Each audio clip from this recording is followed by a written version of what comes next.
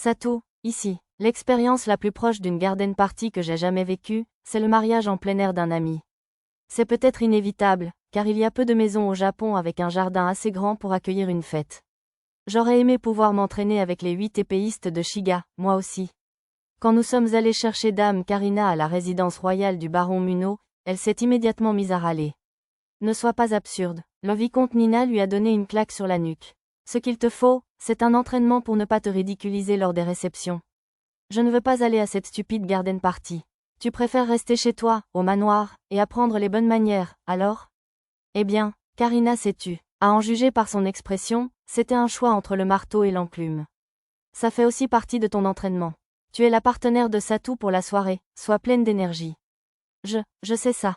Nous avions été invités à une garden party chez le comte Lytton. Je comptais y aller seule, faute de partenaire, mais le vicomte Nina m'a demandé d'emmener Dame Karina. Bon, il ne faut pas être en retard. On y va? Étant chevalier honoraire, un noble de rang inférieur, j'étais censé arriver tôt, sinon ce serait considéré comme un manquement aux bonnes manières. Sauf si l'hôte me demandait de venir plus tard, bien sûr. Cette calèche n'a pas une belle vue, n'est-ce pas? Bon, je ne voulais pas que tu te décoiffes. Au lieu d'une calèche découverte, j'avais loué une calèche pour noble aujourd'hui, avec cocher. Karina ignora le tabouret que le cocher lui avait préparé et utilisa le pouvoir de Raka pour sauter en douceur dans la calèche. Elle se fera bien gronder par Madame Nina plus tard, j'en suis sûre. À quoi ressemble une garden party? C'est un événement où l'on discute autour d'un thé léger et d'amuse-gueule dans un jardin. J'ai entendu dire qu'il y aura aussi des prestations d'un orchestre, de bouffons et d'autres artistes. D'après ce que m'a dit l'épouse du vice-roi à Selivra, la cité labyrinthe, les réceptions de jardin les plus chics disposaient d'une scène et invitaient parfois des troupes de théâtre célèbres. J'imagine que ça a l'air amusant. Oui, vraiment. J'ai souri chaleureusement à Karina, qui avait encore l'air un peu boudeur. L'hôte de la réception, Emma, l'épouse du comte Lytton, adorait tout ce qui était tape à l'œil et amusant, selon sa bonne amie, l'épouse du vice-roi. J'avais hâte de la rencontrer. Notre calèche avançait lentement dans une rue bordée de maisons de la petite noblesse. Une fois sur la rue principale, le rythme s'accéléra et nous nous trouvâmes bientôt dans le quartier de la haute noblesse. Les demeures ici sont toutes immenses. La plupart appartiennent à des familles nobles installées ici depuis la fondation du royaume, elles sont donc vastes, même pour la haute noblesse.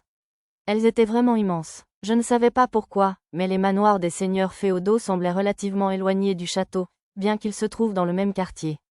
L'ancien manoir du marquis Muno, où le baron Muno comptait s'installer, se trouvait également dans le même quartier. On dirait qu'on est arrivé au manoir. La voiture arriva à la porte, assez large pour 2 voies. Dès que le cocher eut donné mon nom de famille, nous fûmes autorisés à passer sans avoir à présenter ma lettre d'invitation.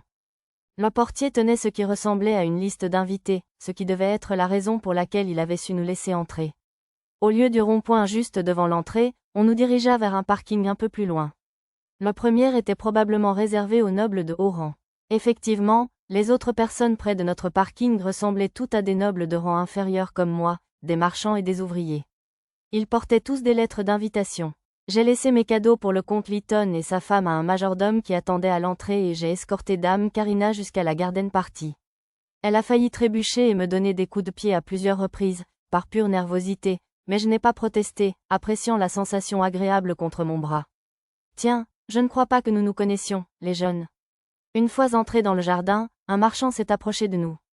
Pour une raison inconnue, son visage était caché sous une capuche et un voile. HMPH. Accueillir quelqu'un comme un chevalier honoraire fraîchement intronisé? La compagnie Sabé est si basse.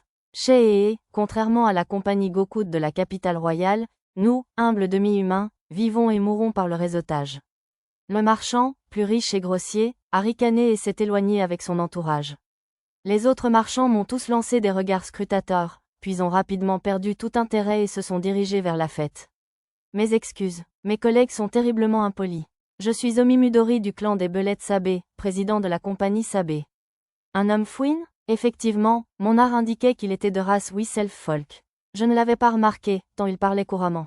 D'habitude, les hommes bêtes aux cordes vocales différentes peinaient à prononcer le langage humain, mais il était évident qu'avec un peu de pratique, il était possible d'y remédier. Enchanté de vous rencontrer. Je suis Satou Pendragon, chevalier héréditaire et vassal de la baronnie de Muno. Voici Karina Muno, fille de la maison de mon employeur. Pendragon? Seriez-vous son excellence, sœur Pendragon, celui qui est devenu chevalier de Mithril? Je ne suis pas d'un rang digne d'être appelé excellence, mais oui, ce serait moi. Non, non, si vous êtes marquis des liqueurs du royaume de sorcellerie, Lalagi, alors vous êtes certainement qualifié pour être appelé son excellence. Ce marchand Whistle-Folk semblait exceller dans la collecte d'informations. Notre société Sabé importe des produits rares de l'Empire des Fouines, alors n'hésitez pas à venir nous rendre visite. Les noyaux de marionnettes étant considérés comme de la contrebande jusqu'à récemment, nous affichons complet, mais nous possédons de nombreux objets rares provenant du labyrinthe des illusions de l'île de Dejima. Dejima, c'était le nom d'une île artificielle qui existait autrefois à Nagasaki. Son nom vient-il d'un japonais réincarné dans l'Empire des Fouines, peut-être? Outre les parchemins que nous avons soumis l'autre jour à la guilde des explorateurs de Selivra, nous avons aussi acquis quelques nouveaux parchemins récemment. Oh, je m'en souviens. Ce doit être le marchand qui m'a vendu des parchemins comme fauchage et pluie de fleurs de cerisier par l'intermédiaire de la guilde des explorateurs. Si je me souviens bien, la guilde avait mentionné qu'il avait 2 autres parchemins à me vendre. C'est passionnant à entendre. Je ne manquerai pas de vous rendre visite bientôt. Je lui ai ensuite posé des questions sur certaines expressions intrigantes qu'il avait mentionnées, comme « noyau de marionnettes » et « labyrinthe des illusions ». Les noyaux de marionnettes sont un objet incroyablement rare qui apparaît occasionnellement dans le labyrinthe des illusions. Ils servent à fabriquer des golems, à la manière d'outils magiques. D'après le reste de son explication, il semblait qu'ils étaient similaires aux pièces de noyaux utilisées par les elfes pour fabriquer des golems. Il s'avère que des monstres artificiels, tels que des armures vivantes et des golems, apparaissaient fréquemment dans le labyrinthe des illusions. Pour entrer dans le labyrinthe, il fallait se soumettre à un contrôle d'immigration et remplir des formulaires d'autorisation, dont l'obtention pouvait prendre jusqu'à 2 ou 3 ans. J'ai appris au cours de cette conversation que l'empire des Belettes était fermé aux étrangers, comme l'avait été le Japon à l'époque d'Edo. L'île de Dejima était la seule zone commerciale accessible. Les Belettes du royaume de Shiga étaient généralement soit des enfants de personnes ayant quitté l'empire avant la fermeture de ses frontières, soit des marchands opérant depuis l'île de Dejima. Veuillez excuser mon interruption. Monsieur Omimudori, auriez-vous l'amabilité de nous présenter également ce jeune noble? Un marchand de l'ouest du continent déclencha une série d'interactions, et je pus rencontrer des marchands des petits pays de l'Est, du centre du continent et d'autres régions. La plupart étaient humains, mais il y avait aussi quelques fées, des hommes bêtes et des hommes écailles. Chacun me parla de ses spécialités locales et de ses paysages pittoresques, tandis que je prenais des notes pour mes prochaines visites. Satou, un coup sur ma manche me rappela la présence de Dame Karina. En me retournant, je vis une expression légèrement boudeuse sur son joli visage. Aussi intéressantes que fussent les conversations, j'étais un piètre gentleman d'avoir oublié si facilement mon escorte. Je suis désolé, Dame Karina. Eh bien, j'ai très soif. Karina s'est détournée avec un petit grognement mignon, et je me suis excusé auprès de mes nouveaux amis marchands pour l'accompagner aux tables chargées de boissons et de collations. Tout a l'air délicieux. J'ai choisi quelques mets, saluant d'un hochement de tête les autres nobles de moindre importance au passage. Il serait impoli d'essayer de leur parler pendant qu'ils mangeaient. Je leur parlerai plus tard. C'est vraiment délicieux. Tu devrais en manger aussi, Satou. À l'instigation de Karina, j'ai porté la nourriture à ma bouche. Les rafraîchissements légers, comme les canapés et les sandwichs, ne différaient guère des plats japonais. Il n'y avait rien avec de la mayonnaise, mais sinon c'était délicieux. En savourant les hors-d'œuvre aux garnitures variées, j'ai remarqué que l'anxiété s'était emparée de moi. Alors, vulgaire rustre de campagne, vous mangez avec les mains? De jeunes nobles, hommes et femmes, vêtus de costumes élégants et aux expressions hautaines, s'étaient approchés de Karina et de moi. Si Arisa était là, elle hurlerait probablement, voilà les clichés. Pendant un instant, j'ai eu peur d'être censé manger avec un couteau et une fourchette, mais j'ai ensuite remarqué qu'il y avait des rince-doigts tout autour de nous. De plus, si manger avec des couverts était vraiment la norme, j'imagine que les majordomes qui surveillaient tout en auraient apporté immédiatement. Remarquant que la timide Karina se recroquevillait un peu devant les nobles grossiers et méprisants, je changeai de position pour la cacher. Ils n'ont ni couteau ni fourchette à la campagne. Vraiment, ils ne peuvent quand même pas être aussi incultes. Tiens, on ne sait pas. La bande du noble grossier ricana derrière lui. Je voyais bien à leur attitude qu'ils étaient du genre lâche à inventer de faux prétextes pour s'en prendre aux nouveaux. Les élèves qui s'en prenaient à leurs camarades au collège agissaient exactement de la même manière. Qu'est-ce qui ne va pas? Vous avez peur parce qu'on a tellement raison? Sa fierté s'enflait visiblement, et le noble meneur nous raillait, essayant d'attiser la rage ou la peur. Je ne cherchais pas à me battre, mais je ne voulais pas que ces idiots contrarient Karina ou aggravent son anxiété sociale. Par précaution, j'ai vérifié leurs statistiques pour être sûr de pouvoir théoriquement les gérer grâce à mes relations. Non, pas du tout. En souriant, j'ai activé légèrement ma compétence « intimidation ». Pour éviter toute crise cardiaque, je l'ai maintenue à un niveau bas, de sorte que les demi-gobelins seraient trop effrayés pour bouger.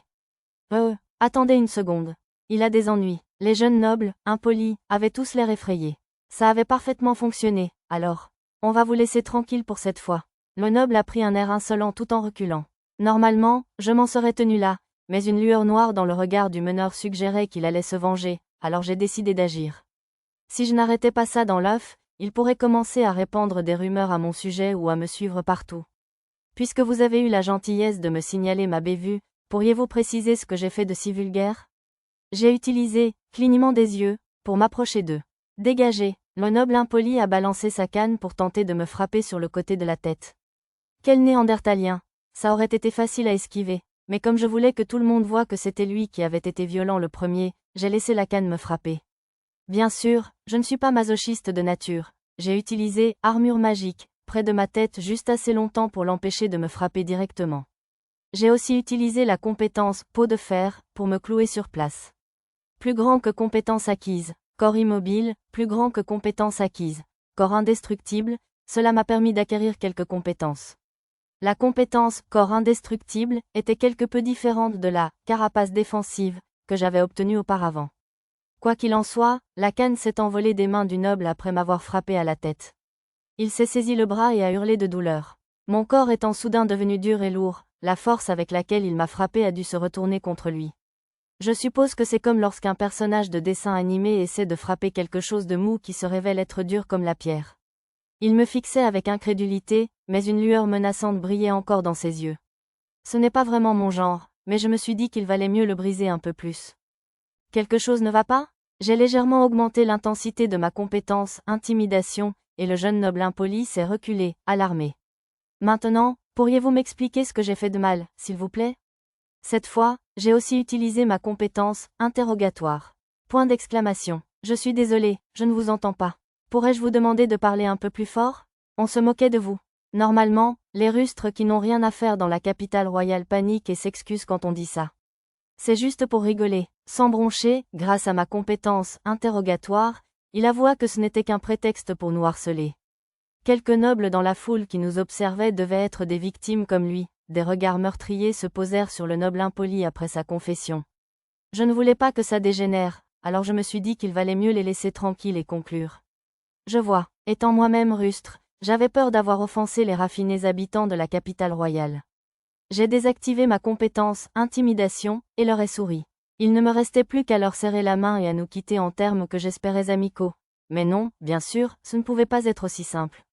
Autrement dit, vous avez pris l'initiative de taquiner Dame Karina, l'honorable fille d'un seigneur féodal, alors qu'elle n'avait rien fait de mal. Une jolie jeune fille s'est mêlée à la bagarre. Rejetant ses cheveux roses caractéristiques par-dessus son épaule, elle m'a lancé un regard enjoué. « Paix princesse Ménéa » s'est exclamé le noble impoli. « Content de vous revoir, sire Satou. Tout le plaisir est pour moi, princesse Ménéa. Combien de fois dois-je vous répéter de m'appeler simplement Ménéa? Vous connaissez ces rustres, princesse ?» Ignorant complètement le noble choqué, elle se tourna pour serrer Karina dans ses bras. « Quel plaisir de vous revoir, dame Karina. » Ils avaient été de bons amis dans la vieille capitale, et Karina semblait soulagée d'avoir un autre allié. « Ce sont des amis de la princesse? Ce type a l'air terne ?» murmura l'entourage du noble impoli, sous le choc. Ce qu'il disait de moi m'importait peu, cependant. La nouvelle des exploits du groupe Pendragon est parvenue jusqu'à la capitale royale, vous savez. Ménéa parla assez fort pour que tout le monde l'entende. J'ai entendu dire que vous avez vaincu un maître d'étage et êtes devenus des explorateurs de Mithril, n'est-ce pas? Un explorateur de Mithril? Paix Pendragon. Comme l'intouchable, la servante qui a vaincu le roi pilleur n'était-elle pas une servante de Pendragon? J'ai entendu dire qu'il a affronté un démon. Maintenant, tout le monde regardait dans leur direction et marmonnait entre eux. Quoique, une fois la conversation terminée, la princesse Ménéa poursuivit. C'était peut-être un exploit facile pour le chevalier qui s'est allié au héros et a chassé le dragon qui tourmentait le royaume de Lumorc. Lorsqu'elle eut fini de parler, tous les regards se tournèrent vers la princesse.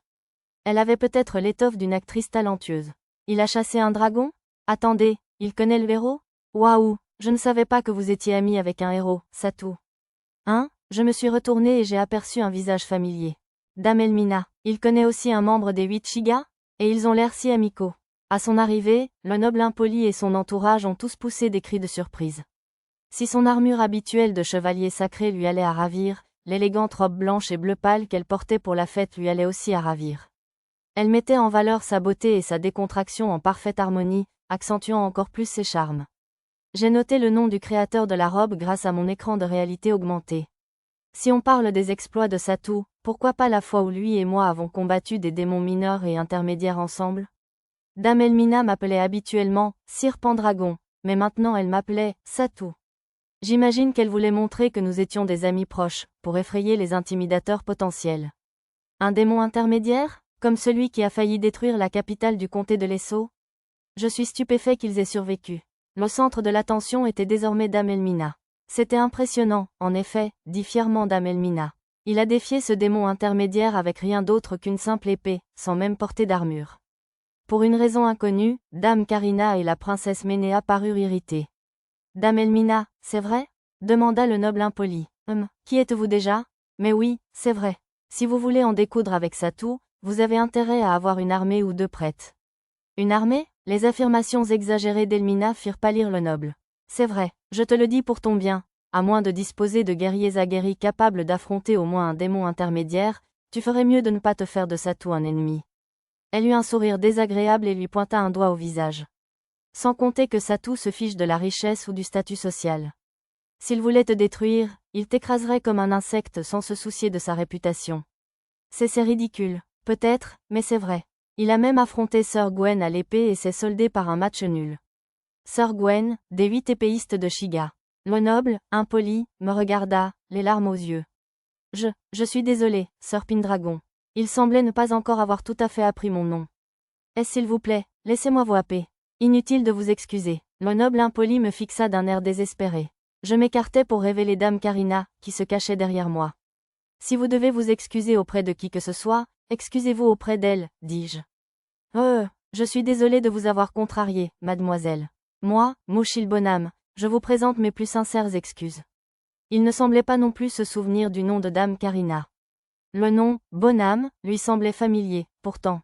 Ah oui, c'était le nom de famille du vice-roi par intérim Sokel, tombé en disgrâce lorsque j'ai découvert qu'il produisait une potion démoniaque à Labyrinth City. Espérons que ce type n'était pas trop proche de Sokel. J'accepte vos excuses. Merci pour votre gentillesse. Sur ces mots hésitants, le noble impoli et ses amis prirent rapidement la fuite. Dame Karina était tellement bouleversée par tous ces regards qu'elle avait bafouillé sur ce dernier mot, mais le noble impoli ne sembla pas s'en apercevoir, et les nobles restants dans les parages la regardaient tous d'un œil favorable. Quelques jeunes femmes semblaient un peu effrayées par moi après tout ce que Dame Elmina avait dit, mais j'espérais qu'elle comprendrait vite que je n'avais aucune mauvaise intention. Princesse Ménéa, pourriez-vous m'en dire plus sur les exploits de Satou dans la vieille capitale? Comme vous voulez, Madame Elmina. Venez nous rejoindre, Dame Karina. J'aimerais savoir ce que Sir Satou a fait à la cité du labyrinthe. La princesse Ménéa et Dame Elmina emmenèrent Dame Karina discuter sous une petite tonnelle entourée de haies. Elle me regarda comme un veau qu'on mène à l'abattoir, mais je pensais qu'il valait mieux qu'elle parle aux filles de son âge de temps en temps. La sociable princesse Ménéa lui donnerait sûrement un coup de main. Sir Pendragon, ravi de vous rencontrer. Je m'appelle. Lorsqu'un jeune noble mineur s'est présenté à moi, j'ai décidé d'en profiter pour nouer des liens.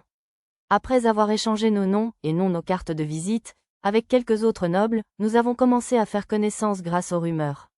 Sir Pendragon, avez-vous entendu parler de l'incident du dirigeable de l'autre jour? Oui, un peu. Un jeune noble a dévié la conversation sur le dirigeable. Le duc Vistal a de sérieux ennuis à cause de ça. Quel que soit son pouvoir, il ne s'en tirera pas à si bon compte après avoir détruit le premier grand dirigeable construit par la famille royale depuis 20 ans. Il a failli s'écraser sur la capitale royale, n'est-ce pas? Je crois que c'était un atterrissage d'urgence, pas un crash, ai-je corrigé poliment. Vraiment? Mais j'ai entendu dire par un ami d'un ami que presque tous les moteurs et hélices du Skypower ont été détruits. C'était vrai, mais les ailerons, la partie la plus importante des moteurs, étaient en grande partie récupérables, donc je ne parlerai pas de perte totale. Je ne pouvais évidemment pas le dire ici. Mais ce sont les pilotes qui ont abîmé le dirigeable, n'est-ce pas? Pourquoi Duke Vistal serait-il tenu pour responsable alors qu'il n'était qu'un passager? C'est bien ça le problème, s'exclama bruyamment le jeune homme qui avait abordé le sujet, puis baissa la voix et poursuivit. D'après ce que j'ai entendu, c'est le fils du duc Vistal lui-même qui a tenté de l'assassiner. En détruisant tout le dirigeable? C'est le duc d'un territoire important. On ne peut pas le tuer par des moyens ordinaires. Je suppose que c'est vrai. Les informations sur les cœurs des cités étaient top secrets, mais il semblait de notoriété publique que tous les seigneurs féodaux possédaient un pouvoir exceptionnel. Le poison d'une hydre ou la malédiction d'une gorgone pourrait probablement y parvenir, mais si ça n'agissait pas immédiatement, on serait traité de traître et toute sa famille serait exécutée ou réduite en esclavage sur le champ. Je ne pense pas que ce soit si puissant. Peut-être que les seigneurs eux-mêmes avaient répandu ces rumeurs exagérées pour décourager les traîtres ou les tentatives d'assassinat. Mais pourquoi tenterait-il de tuer son propre père? S'il attendait suffisamment longtemps, le territoire finirait par lui tomber entre les mains. Ce n'est qu'une rumeur, mais j'ai entendu dire que son fils Toriel était déshérité. C'était vrai, ce noble semblait avoir de bonnes sources. Déshérité? C'est inhabituel. Savez-vous pourquoi ce sir Toriel serait déshérité? Demandai-je, un peu curieux. Je n'en suis pas sûr. A-t-il commis des erreurs dans la ville où il a été nommé vice-roi? Je pensais que c'était parce qu'il n'avait pas réussi à éradiquer une tribu de sauvages vivant à la frontière, ce qui a causé de graves dommages à une colonie du duché. Il ne semblait pas avoir d'informations fiables à ce sujet. Vous voulez dire les hommes bêtes? C'est logique. Sir Toriel a toujours eu des préjugés contre les hommes bêtes. Ça ne me semble pas tout à fait exact. Mais je n'arrivais pas à comprendre pourquoi. Pourtant, je n'arrive pas à croire que Sir Toriel, du couple impossible, soit déshérité. À l'époque où il était à l'Académie royale, lui et la sorcière de la destruction céleste, Dame Ringrande, étaient considérés comme des prodiges hors pair. Quel gâchis! Il y avait un nom que je n'avais pas entendu depuis un moment. Vraiment? C'était seulement jusqu'à ce que Dame Ringrande crée le bâton à valeur de feu. Après que Sir Toriel eut obtenu son diplôme, Dame Ringrande ramena les arts perdus de la magie explosive, démon, et de la magie destructrice, démon, et le reste appartient à l'histoire. Sans parler du fait qu'elle a vaincu un maître d'étage avec les chevaliers sacrés dans le labyrinthe de Célivra, et qu'elle travaille maintenant avec un héros pour sauver le monde. Pendant leurs études, Sir Toriel et Dame Ringrande ont tous deux étudié l'épée avec Sir Gwen, mais Sir Toriel n'a jamais eu le même niveau de talent. Sir Gwen, des 8 Shiga? À l'époque, il était le chevalier gardien de Sir Toriel. J'appris qu'il avait été recruté par les épéistes des 8 Shiga après l'obtention de son diplôme. Le visage troublé de Sir Gwen me traversa l'esprit. Je me demande s'il va bien. Il semblait être un homme bon enfant. Peut-être était-il tiraillé entre sa loyauté envers le duc Vistal et son ancien élève, Sir Toriel. Je décidai de l'inviter à boire un verre bientôt pour entendre ses soucis. Il aurait peut-être plus de facilité à se plaindre à un tiers neutre comme moi. Mais on dirait que les seigneurs féodaux ont du mal ces derniers temps, hein? Tu veux dire, comme le comté de l'Esso, le territoire ravagé par un démon? C'est plus que des temps difficiles, c'est une question de vie ou de mort. L'une de leurs 2 principales villes a été détruite, et de nombreux villages ont été attaqués par des monstres amenés par les démons. Un cousin soldat m'a dit qu'ils avaient beaucoup de mal avec tous ces réfugiés du comté de l'Esso. Je n'étais allé dans le comté de l'Esso qu'une seule fois auparavant, il semblait être dans une situation désespérée. Même si c'était la faute du précédent seigneur féodal, je ne pouvais me résoudre à soutenir le comté de l'Esso, vu ce qui était arrivé à Tifalisa et Nerulaba. Leurs citoyens semblaient souffrir eux aussi.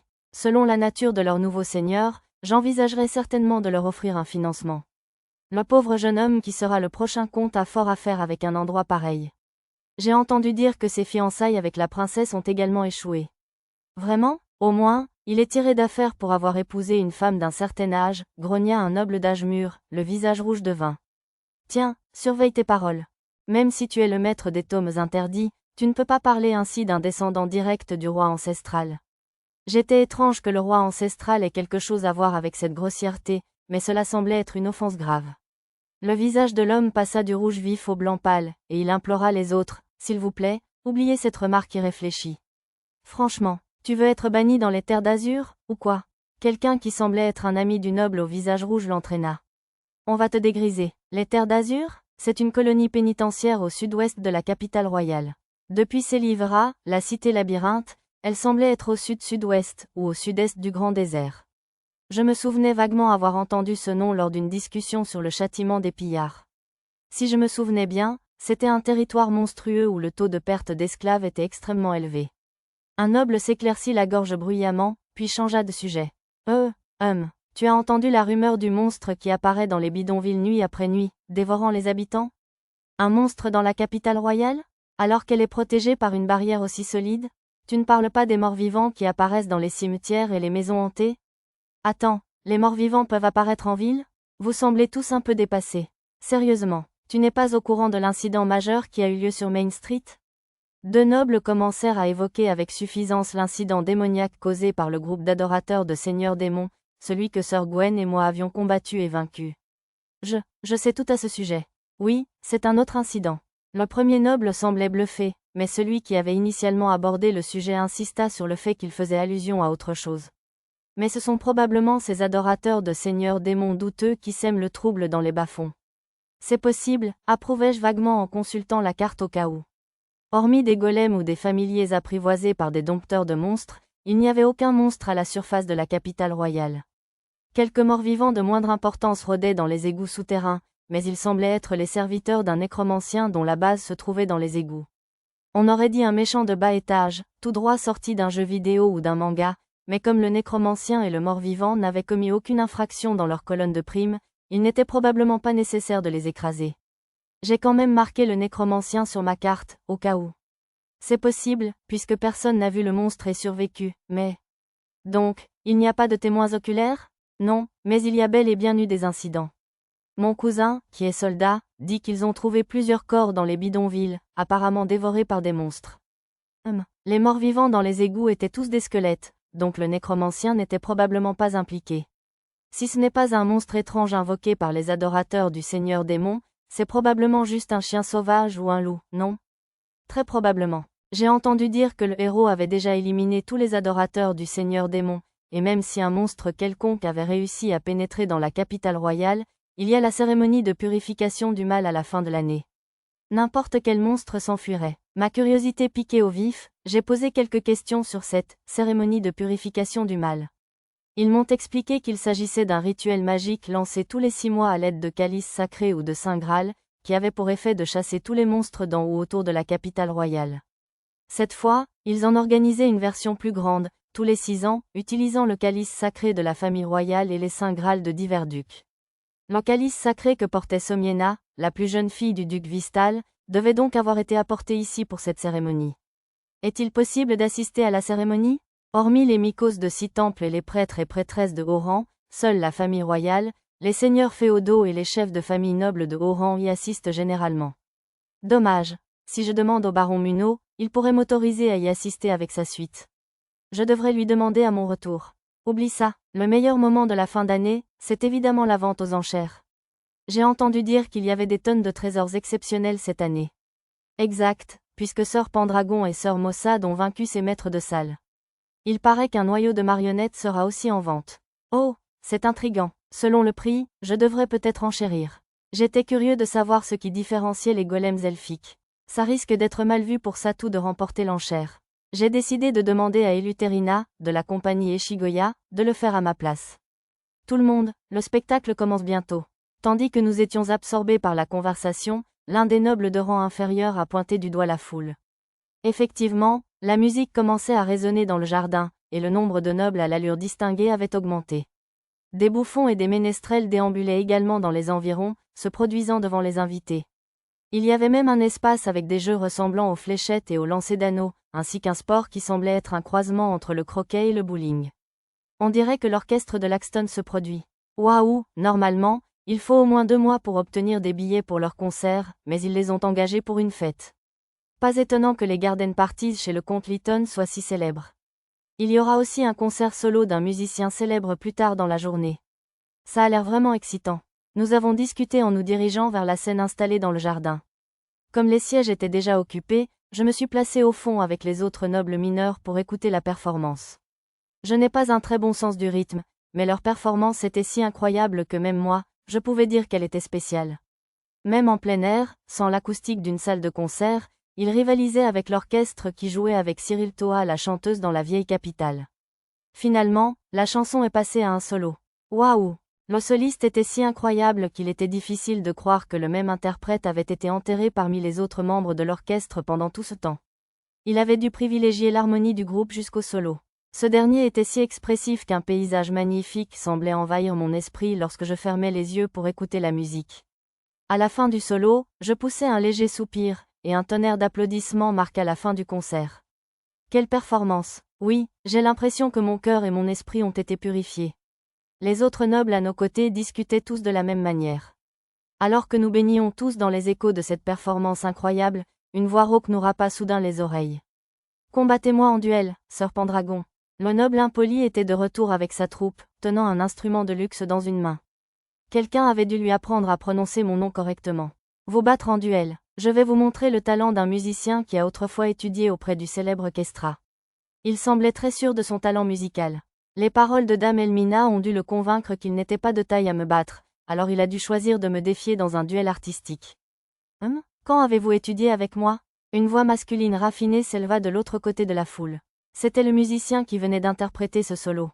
Sir Kestra, par ici. Le noble, impoli, fit signe au gentilhomme d'approcher et me lança un regard triomphant. Oh, vous êtes le garçon que j'ai rencontré à la fontaine l'autre jour. Le musicien me regardait droit dans les yeux. Waouh, le célèbre Kestra lui a parlé. Qui est ce garçon aux cheveux noirs? Les autres nobles se mirent à chuchoter à mon sujet. J'ai beaucoup apprécié notre petite séance ce jour-là. C'était une prestation splendide. Oh, maintenant je m'en souviens. C'était le gentilhomme qui jouait de la musique avec Mia pendant notre visite de la capitale royale. Merci, j'allais dire que je transmettrais ces paroles à Mia, mais il m'interrompit en regardant autour de lui. Cette petite dame n'est-elle pas avec vous aujourd'hui? Non, elle est un peu trop petite pour ça. Je vois, s'il vous plaît, venez nous rendre visite à la salle de concert un de ces jours. Le monsieur sortit un billet de sa poche de poitrine, inscrivit quelque chose au dos et me le tendit. C'est un billet pour l'orchestre de Laxton. Et en plus, c'est pour les places VIP. Même les nobles de haut rang ont du mal à s'en procurer. Les nobles bien informés me regardèrent avec envie, et les autres nobles commencèrent à murmurer à leur tour. Si vous leur montrez ça, ils vous laisseront entrer dans les coulisses. Merci beaucoup, je ne manquerai pas de l'emmener nous voir. Le monsieur hocha la tête, satisfait de ma réponse. Maître Kestra, quel genre de relation entretenez-vous avec Pendragon? Le noble impoli, tenu à l'écart de cet échange, se pressa vers le monsieur. Ah, vous êtes le fils du comte Bonham.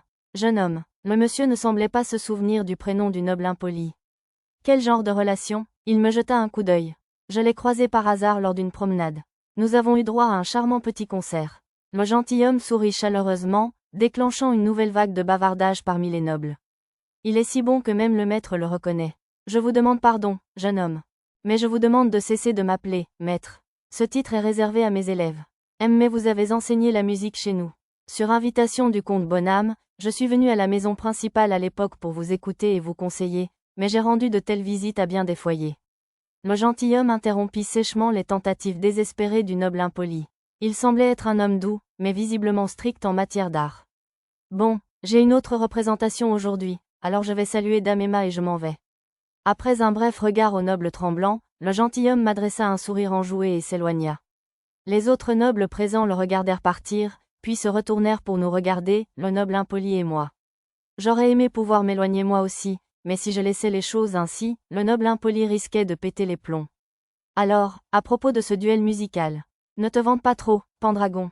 J'essayais de clarifier les choses, mais le noble impoli faillit grogner et s'enfuit avec cette phrase d'adieu.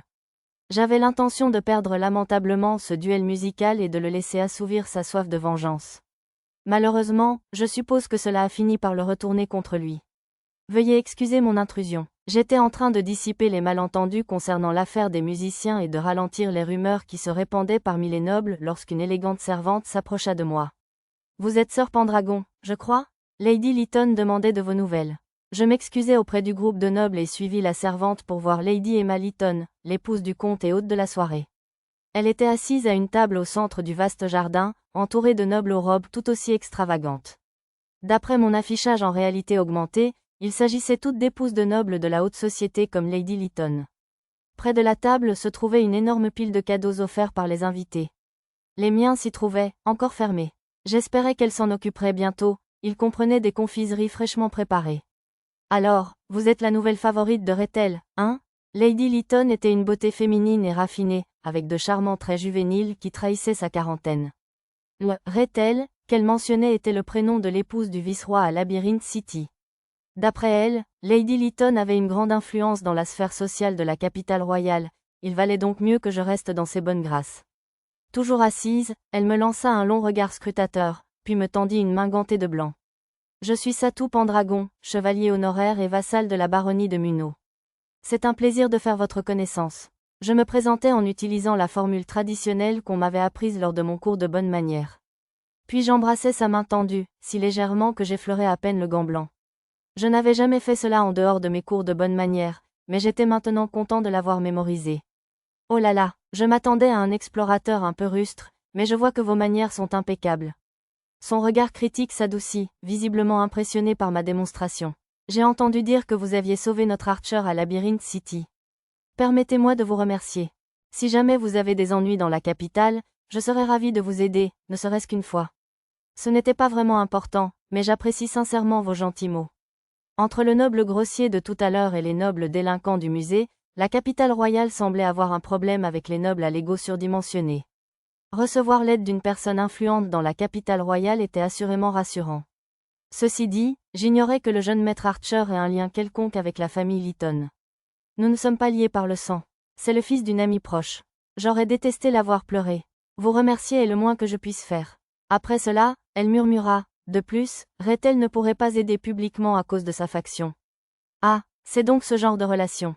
Je comprenais à peu près pourquoi elle n'avait pas pu aller implorer l'aide de son amie, la femme du vice-roi, et pourquoi lui et Jerry étaient si proches. Sieur Pendragon, avez-vous un instant? Pendant que je réfléchissais, Lady Lytton me demanda de jeter un coup d'œil à mes manches, et plus particulièrement au bouton de manchette qui était attaché. Je tendis le bras. Alors, le nouveau petit ami d'Emma a les cheveux noirs? Une belle femme sensuelle, visiblement une amie de Lady Lytton, me lança un regard étrangement mielleux. Voilà une gemme runique de la compagnie Eshigoya, déclara-t-elle en regardant mon bouton de manchette. Pas tout à fait, répondit Lady Lytton avec un sourire narquois, avant de poursuivre. Ce n'est pas une rune gravée dans la pierre claire, mais les armoiries de la famille de Sir Pendragon.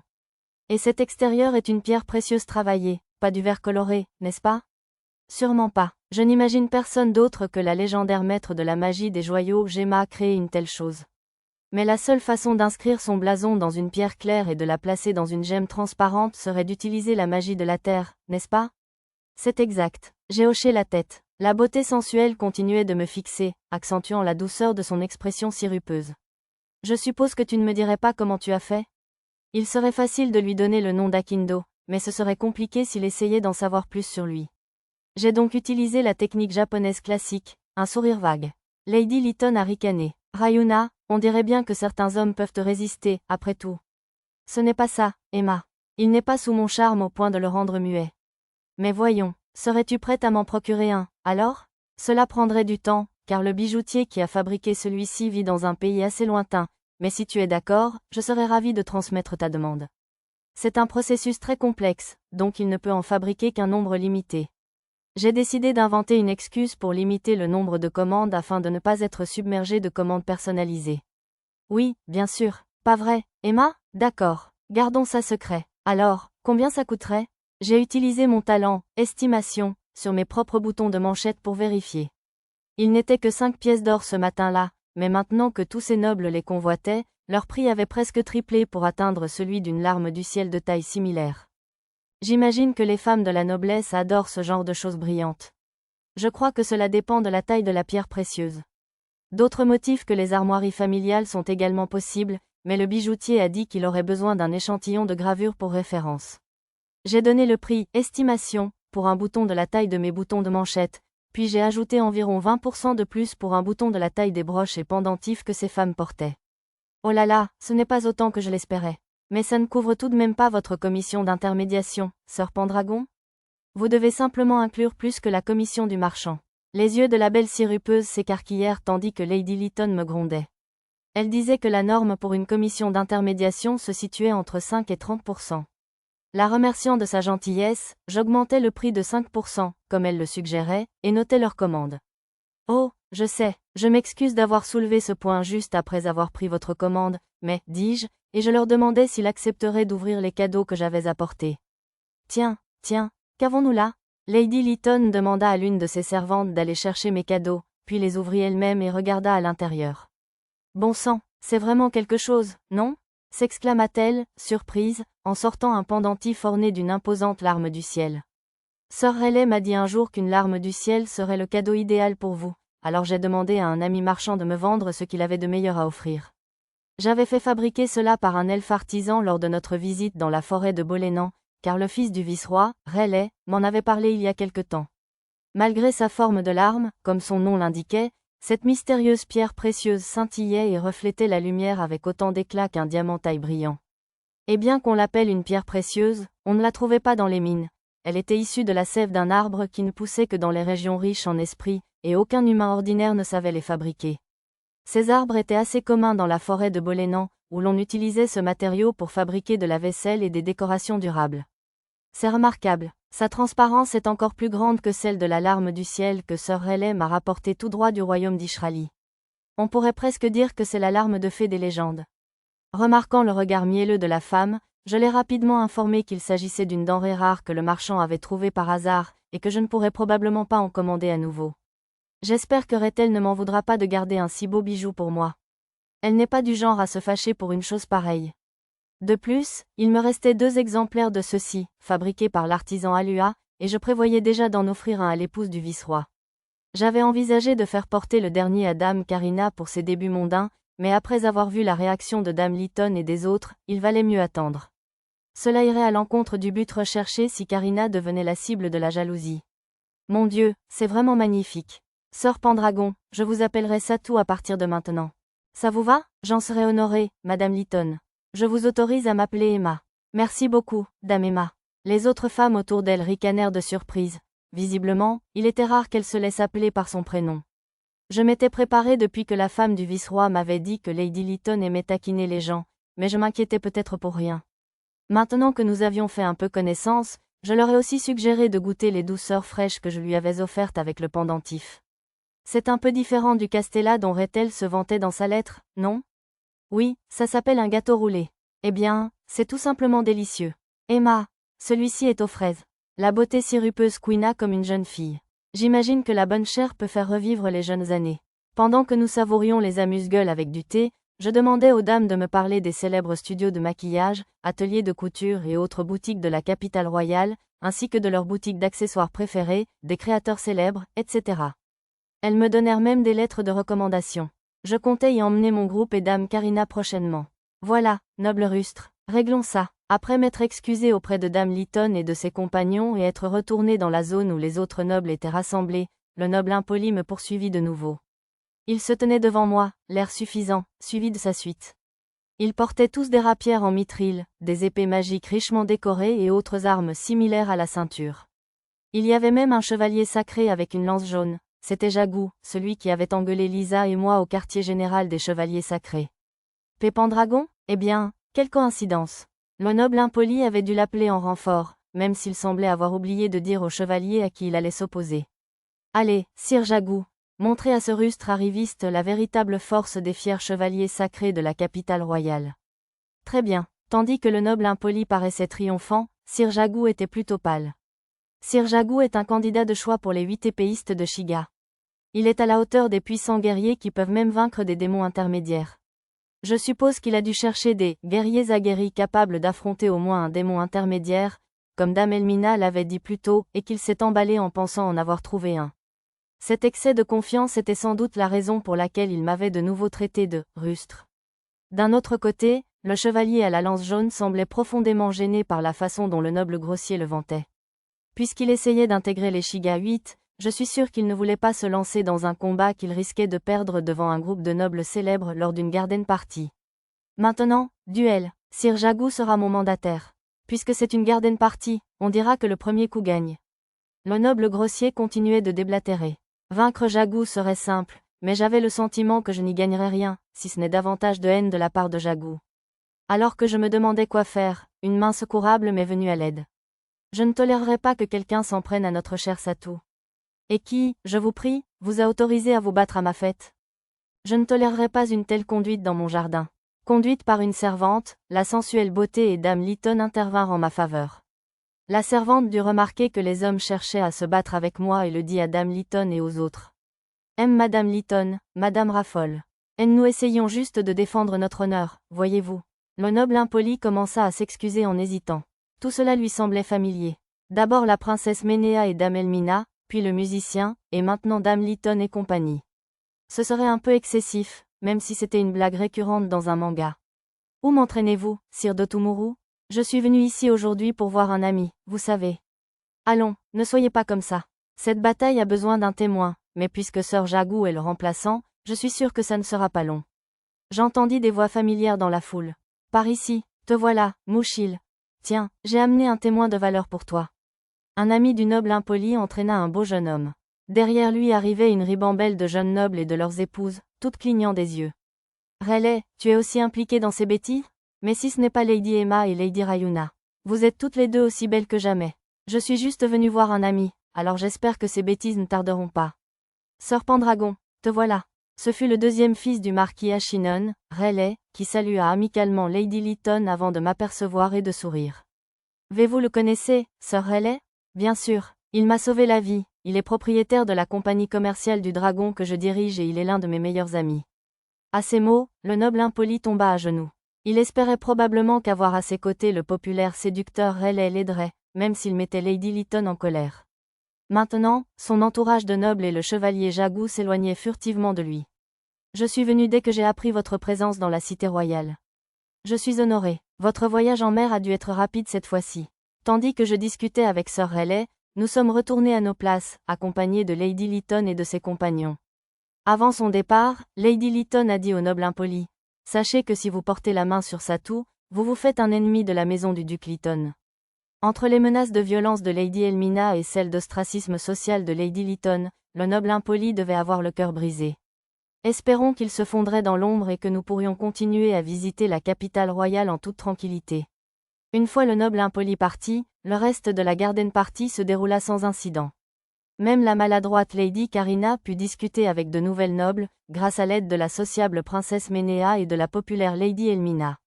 Ce soir-là, Rayleigh m'invita à sortir en ville avec d'autres jeunes nobles. Sir Pendragon, ce prochain endroit est mon préféré. Vraiment, j'ai hâte d'y être, alors. Les endroits que nous avions visités jusqu'à présent allaient d'un pub proposant un spectacle de danseuses légèrement vêtues à un bar chic où de belles femmes du monde entier discutaient avec vous, en passant par une taverne musicale avec des serveuses seins nus. Si cet endroit était son préféré, la barre était encore plus haute. L'endroit où Rayleigh nous a conduits était plutôt bien caché dans une ruelle. L'extérieur était simple, mais l'intérieur était plutôt chic. Une fois à l'intérieur, nous avons dû descendre au bar semi-souterrain. Une musique élégante jouait de l'autre côté de la porte. Tiens, eh bien, si ce n'est pas Lord Rayleigh. On ne vous a pas vu depuis un moment, hein? Quand Sir Rayleigh ouvrit la porte, nous fûmes accueillis par un homme musclé et poilu. Pourquoi? Après la soirée avec Tolma dans la vieille capitale, c'était la deuxième fois que je terminais une soirée dans un bar gay. Avec les jeunes nobles au visage pâle, j'ai passé une soirée plutôt inhabituelle. Soyons clairs, il n'y avait pas eu d'actes indécents qui auraient certainement déliré Arisa.